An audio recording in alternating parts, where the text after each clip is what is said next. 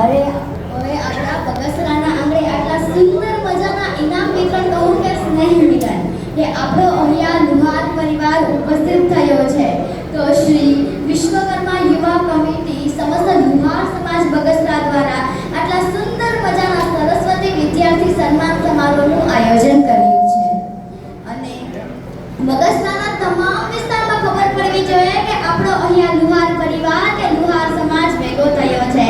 તો બોલો વિશ્વકર્મા દાદાની પધારેલા સર્વ મહેમાનો, પધારેલા સર્વ મિત્રો, પરિવારજનો, સ્વજનો, આપ સૌને પ્રેમની પવિત્રતાથી, અંતરની આરાધ્રતાથી, લથપથ લાગણીઓથી અને સ્નેહની સરવાણીઓથી સ્વાગત કરું છું. અને આજે કુદરતની રહેમ છે, ઈશ્વરની ઈચ્છા છે ત્યારે જ મારી અને તમારી મુલાકાત આજે શક્ય બની છે. પહેલા તો હું ચિરાગભાઈ પરમાર અને તેની સમગ્ર ટીમને ખૂબ ખૂબ આભાર વ્યક્ત કરું છું કે તેમણે મને આટલા સરસ મંચ પ્રદાન કર્યો. અને આપ સૌ શ્રી ચિરાગભાઈ પરમાર અને તેની સમગ્ર ટીમને જોરદાર તાળીઓના ગડગડાટથી વધારે તેની આટલા સરસ કાર્યક્રમનું આયોજન કર્યું છે. અને હું બાળ વક્તા મકવાણા આયુષી બકુલભાઈ પાસોદરા સુરતથી આપ સૌને હૃદયના ભાવથી વંદન કરું છું. પરિવાર નામનો ભલે કોઈ વાર નથી હોતો, પરિવાર નામનો ભલે કોઈ વાર નથી હોતો, પરંતુ તેમના વિના શક્ય કોઈ તહેવાર નથી હોતો. બીજી વાત કે સ્નેહ મિલન શા માટે થાય?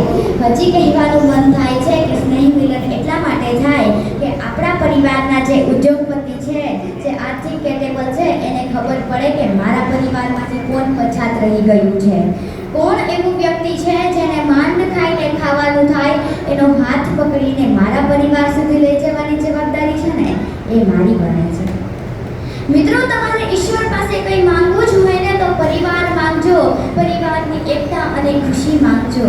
કારણ કે ઘણા ગરીબ પરિવારને મંદિરની બહાર પોતાના પરિવારની સાથે હસતા જોયા છે અને ઘણા અમીર પરિવારને મંદિરની અંદર ભગવાનની સામે રડતા જોયા છે.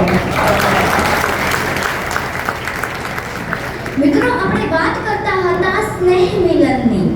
તો પરિવાર કરતાં મોટી કોઈ સંપત્તિ નથી, પિતા કરતાં મોટું કોઈ સલાહકાર નથી, માતાના આંચલ કરતાં મોટી કોઈ દુનિયા નથી, અને ભાઈ કરતાં મોટું કોઈ ભાગીદાર નથી, બહેન કરતાં મોટું કોઈ શુભચિંતક નથી. અને આટલું કીધું તો તમે બધા સમજી જ જાજો કે પરિવાર વિના કોઈ પણ બિલકુલ શક્ય નથી. મિત્રો, પરિવારમાં માત્ર માતા પિતા ભાઈ બહેન ને વડીલો જ નહીં, પરંતુ અહીંયા ઉપસ્થિત આપણે બધા એક પરિવાર જ કહેવાય. પરિવાર છે કે નહીં? परिवार है ना આપણે બધા. मुस्कुराहटों का कोई मोल नहीं होता, कुछ रिश्तों का कोई तोल नहीं होता, ऐसे लोग मिल जाते हर तौर पे जो परिवार की तरह अनमोल नहीं होता, जो परिवार की तरह अनमोल नहीं होता.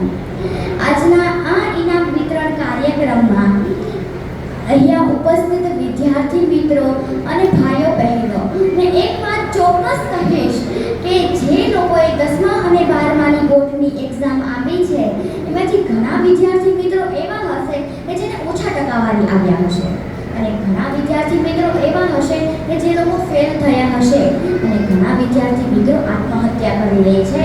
તો તેની માટે હું કંઈ કહેવા માંગુ છું કે મારા પ્યારા ભાઈઓ અને બહેનો, ફેલ થવાનો મતલબ એ નથી કે મરી જવું, નાપાસ થવાનો મતલબ એ નથી કે આત્મહત્યા કરી લેવી, પરંતુ ફેલ થવાનો મતલબ તો એ છે કે આપણે એક કામ હતું જે આપણાથી પૂરું ન થયું, અને જ્યારે પણ આપણને મળવાનો વિચાર આવે ને ત્યારે આથમી ગયેલા સૂરજને જોવાનો, જે અત્યારે આથમ્યો છે તો કાલ સવારે ફરી ઉગશે, પાછી રોશની બનશે.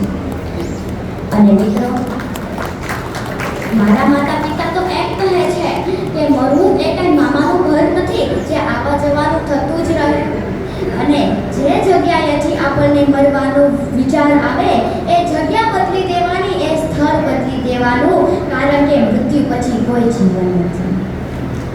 અને જ્યારે પણ આપણને મરવાનો વિચાર આવે ને ત્યારે આપણા જે સ્વજનો હોય ને તેને યાદ કરવાના, એ માના વિલાપને યાદ કરવાનો, એ પિતાના ઝૂકેલા મસ્તકને યાદ કરજો કે માતા પિતાએ એના હાથેથી જે આપણને સુલાવ્યા હશે એ જ હાથેથી તે આપણને ફાંસીથી ઉઠાડશે તો તેને કેટલું દુઃખ થશે. પછી તેને કેટલી બોજાલાયક લાગશે. અને હા, ફેલ થવાનો મતલબ એ નથી કે મરી જવું, નાપાસ થવાનો મતલબ એ નથી કે આત્મહત્યા કરી લેવી, પરંતુ ફેલ થવાનો મતલબ તો એ છે કે એક કામ હતું જે આપણાથી ન થયું.